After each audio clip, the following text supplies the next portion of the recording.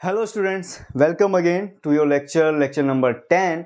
और आज हम लोग पढ़ेंगे फैक्टर्स अफेक्टिंग मेटाबॉलिज्म, यानी मेटाबॉलिज्म में कौन कौन से फैक्टर्स आने वाले हैं उनके बारे में आज हम लोग सीखेंगे।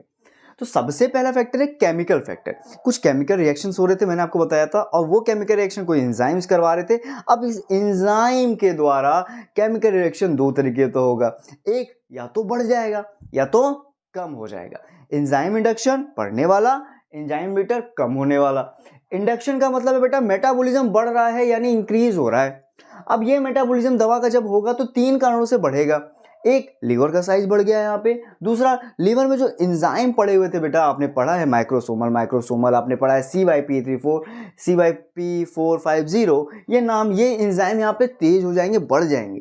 नेक्स्ट बात करें ब्लड फ्लो। जी हाँ बेटा, आपके जो लीवर की तरफ ब्लड फ्लो है वो इंक्रीज हो जाएगा, जिससे मेटाबॉलिज्म भी बढ़ेगा। तो ये है एंजाइम इंडक्शन। क्लियर हो गया। अब आते हैं एंजाइम इनहिबिटर के बारे में, देखते हैं।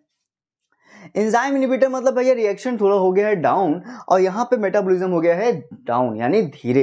अब यहाँ पे दो तरीके से होगा भैया, डायरेक्ट और इनडायरेक्ट। डायरेक्ट में क्या होगा बेटा, जहां पे एंजाइम बाइंड कर, कहाँ एंजाइम बाइंड करेगा, जहां ड्रग वाली बात है, जहां ड्रग रिसेप्टर से बाइंड किए वहीं एंजाइम जाएगा ना उसके पास। तो बेटा जहां एंजाइम के बीच, जहां एंजाइम की साइट है, जहां एंजाइम वहां बाइंड करने जा रहा था, वहीं कुछ चेंजेस आ जाएंगे, और एंजाइम की एक्टिविटी थोड़ी सी कम हो जाएगी, इसीलिए मेटाबॉलिज्म कम हो जाएगा, राइट। दूसरी बात करते हैं इनडायरेक्ट। इनडायरेक्ट में क्या हो रहा है, एंजाइम की बाइंडिंग साइड पे नहीं जाना है भैया। देखो ये मान लो बाइंडिंग साइड है एंजाइम की, यहाँ पे एंजाइम जा रहा था, यहीं पे ड्रग बाइंड कर रही थी, यहीं पे एंजाइम जा रहा था और इंटरेक्शन कर रहा था, तो इसको इनडायरेक्ट कहे। डायरेक्ट में क्या कहे कि भैया ये एंजाइम जो अब जा रहा है, ये जाने की बात ना करिए, ये एंजाइम को बनने ही मत दीजिए, यानी किसी वजह से एंजाइम बन ही नहीं रहा। तो भाई यही लिखा है, एंजाइम की सिंथेसिस रेट कम हो गई, एंजाइम ही नहीं बन रहा है। क्यों ऐसा होता है? क्योंकि आपको पता है enzyme is a kind of protein, और प्रोटीन भैया आपके कई हार्मोनल इम्बैलेंस की वजह से या किसी वजह से आपके बॉडी में नहीं बन पाते हैं उतने सही से, इस वजह से दिक्कत आती है। तो डायरेक्ट और इनडायरेक्ट में ही अंतर है, और ये हो गया आपका फैक्टर अफेक्टिंग। पहला फैक्टर खत्म हो गया।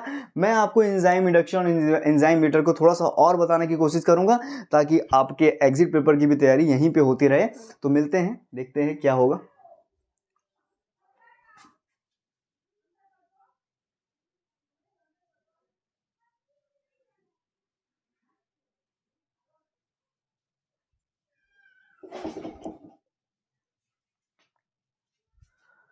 तो बच्चों, फैक्टर्स अफेक्टिंग मेटाबॉलिज्म में ही नेक्स्ट टॉपिक यहीं पे इसी वीडियो में कवर करते हैं।